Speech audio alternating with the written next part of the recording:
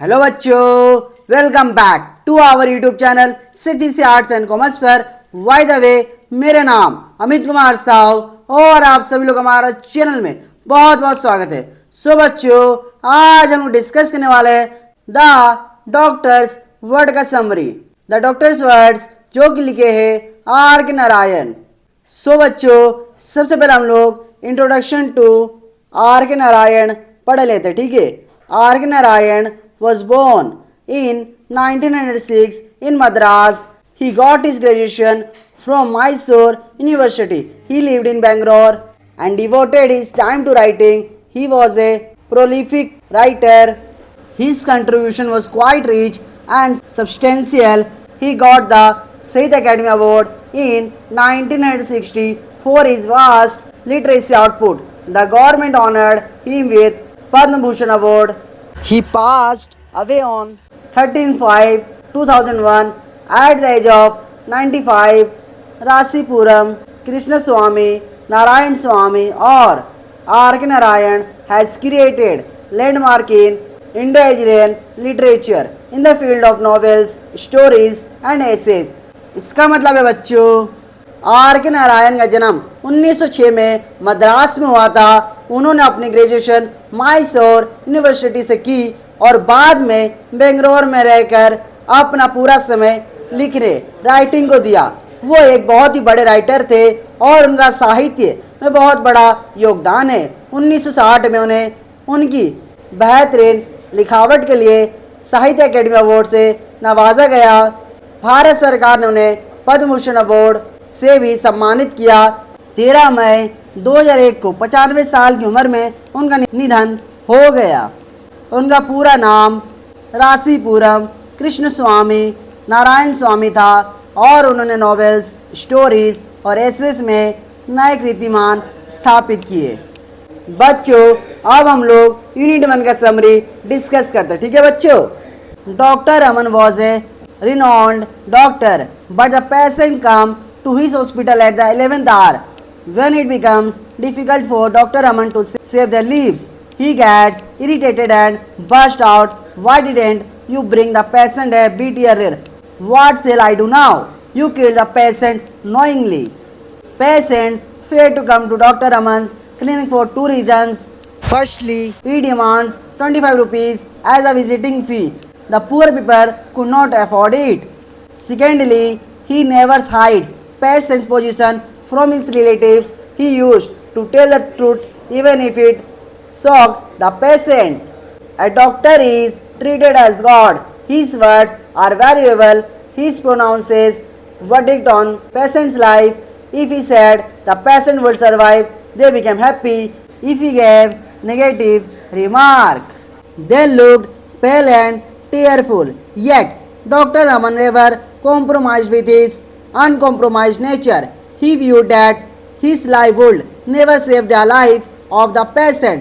They would know the truth after some time. Dr. Raman was, however, a hardworking and talented doctor. If he finds a slight sign of the patient's survival, he would leave no stone unturned to bring back his life from Yama.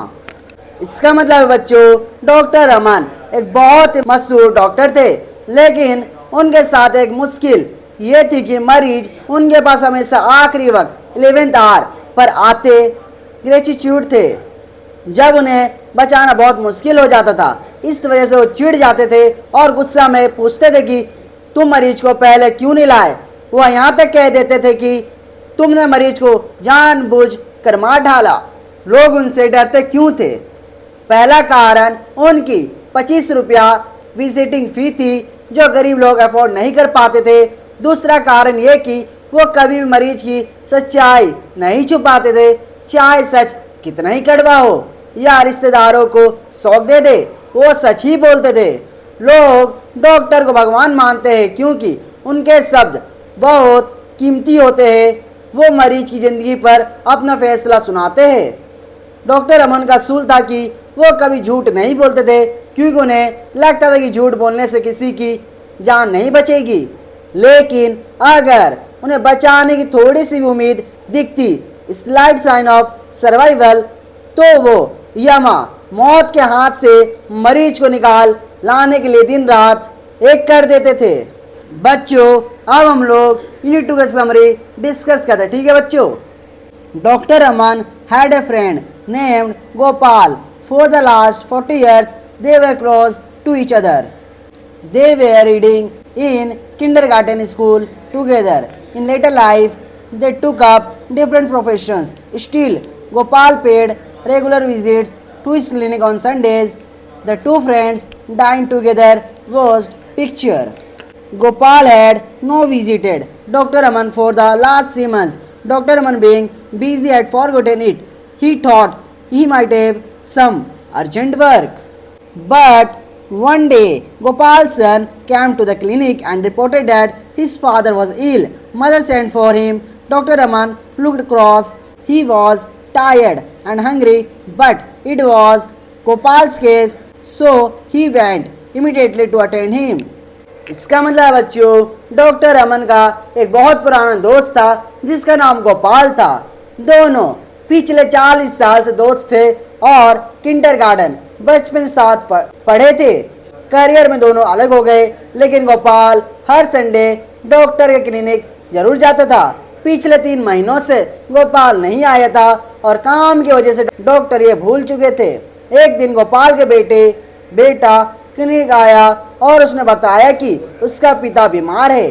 Doctor अमन थके हुए और भूखे थे, लेकिन गोपाल का नाम सुनते ही वो तुरंत उसके घर निकल गए। सो बच्चों अब हम लोग यूनिट 3 का समरी डिस्कस करते हैं, ठीक है। Doctor Aman reached eight गोपाल्स house in lonely extension. Gopal lay in bed as if in sleep. Gopal's wife told that a local doctor was attending him. When the condition worsened, she sent for him. The doctor asked, "Why couldn't you send word earlier?" She stood, apologetic and miserable. The doctor prepared injection and sought in the drug. He sat in the chair, gazing on the patient's face. The patient was motionless. The doctor was tired and hungry. He needed rest, but Gopal's treatment was most urgent. He said, "I shall return to hospital, but return soon. Don't disturb the patient." He went out and returned. After 15 minutes, he had brought a nurse and assistant with him. He said, "I have to perform an operation." Gopal's wife looked pale and sank down. The nurse consoled her and took her out. इसका मतलब बच्चों, doctor अमन गोपाल के घर नौली extension पहुंचे, जहां गोपाल ऐसे पड़ा था जैसे गहरी नींद में हो। गोपाल की पत्नी ने बताया कि एक लोकल डॉक्टर उसका इलाज कर रहा था, लेकिन हालत बिगड़ने पर उन्हें बुलाया गया। डॉक्टर ने वहां भी वही पूछा, "तुमने पहले खबर क्यों नहीं भेजी?" डॉक्टर ने तुरंत इंजेक्शन दिया और वहां बैठकर गोपाल के चेहरे को गौर से देखने लगे। डॉक्टर अमन थके होने के बावजूद वहां से हिले नहीं। वो हॉस्पिटल गए और 15 मिनट में नर्स और असिस्टेंट के साथ वापस आ गए। उन्होंने बताया कि ऑपरेशन करना पड़ेगा। ये सुनकर गोपाल की पत्नी बेहोश सी हो गई। सो बच्चों अब हम लोग यूनिट 4 का समरी डिस्कस करते हैं, ठीक है। The patient regained his sense at about 8 in the evening. He stirred a little. The assistant looked joyous and said that the patient was improving. It is a false sign. It is foolish to trust it. Nothing can be said till next morning. At about 11, the patient opened eyes, smiled at the doctor. He took food. The family members became happy. They thanked the doctor. He said calmly and told Gopal's wife to give glucose and brandy to the patient. Gopal's wife went to the kitchen. The doctor's silence signified much to her. She looked restless and asked the doctor secretly, "How is he?" "Doctor, don't ask now." Wife imploring, "Tell me the truth." "Doctor, don't get excited.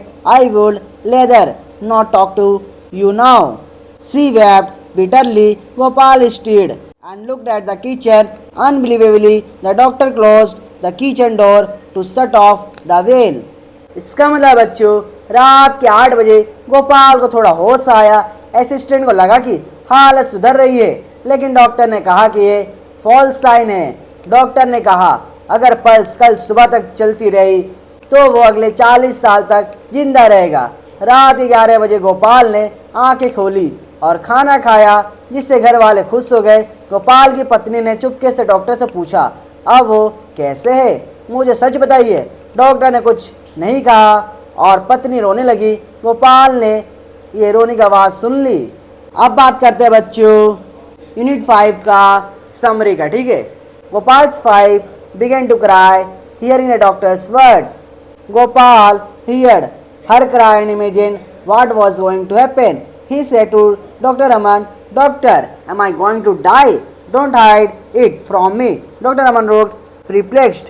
What would he say? People at age much value what the doctor say, and it was not his nature to comfort the patient falsely. Gopal said, Doctor, don't worry about me. I am happy that you are present near me at this 11th hour. You are my best friend. You know about my family affairs. Bring me will paper and let me sign it. You must sign as a witness. If I shall not make this arrangement now, after my death, Subia and his gang will occupy the whole property and my family will be paupers. Dr. Aman looked cross. What would he do now? If he gave Gopal the will paper, that would show that he gave him a death certificate when he was alive. In this case, his psychology would be affected and he would process toward death quickly. If he did not give him the will paper and Gopal died by next morning, Subia and his gang would occupy his property. What would he do now? Gopal looked pitiably at Dr. Aman and said, Doctor, what do you think? Give me will paper. Don't worry about the will now. You are going to live. Your heart is sound. Gopal's face looked bright. He said, If you say it, I shall not die. Dr. Aman told him to sleep well as he fell asleep. Dr. Aman left his room quietly. इसका मतलब बच्चों, गोपाल को लगा कि वो मरने वाला है। उसने डॉक्टर से पूछा, क्या मैं मरने वाला हूँ? मुझसे मत छुपाओ। गोपाल ने रिक्वेस्ट की कि तुम मेरे सबसे अच्छे दोस्त हो, मुझे विल पेपर वसीयत ला कर दो ताकि मैं साइन कर सकूं। अगर मैं अभी नहीं करूंगा तो मेरे बाद सुबिया और उसकी गैंग मेरी प्रॉपर्टी हड़प लेंगे और मेरी फैमिली गरीब हो जाएगी। डॉक्टर अमन बहुत बड़े धर्म संकट में फंस गए। अगर वो विल पेपर देते तो एक तरह से डेथ सर्टिफिकेट होता जिससे गोपाल सदमे में जल्दी मर सकता था। अचानक डॉक्टर अमन ने अपने असूल तोड़ा और कहा, वसीयत की चिंता मत करो, तुम जिंदा रहोगे, तुम्हारा दिल बिल्कुल ठीक है। गोपाल ये सुनकर बहुत खुश हुआ और कहा, अगर तुम ये कह रहे हो तो मैं नहीं मरूंगा। गोपाल चैन की नींद सो गया और डॉक्टर चुपचाप वहां से निकल गया। सो बच्चों, ये था द डॉक्टर्स वर्ड का समरी। आज के लिए इतनी। अगर ये वीडियो आपको थोड़ा सा अच्छा लगा तो वीडियो लाइक करना, चैनल को सब्सक्राइब करना और अपने दोस्तों को शेयर करना, ठीक है बच्चों। जय हिंद, जय भारत।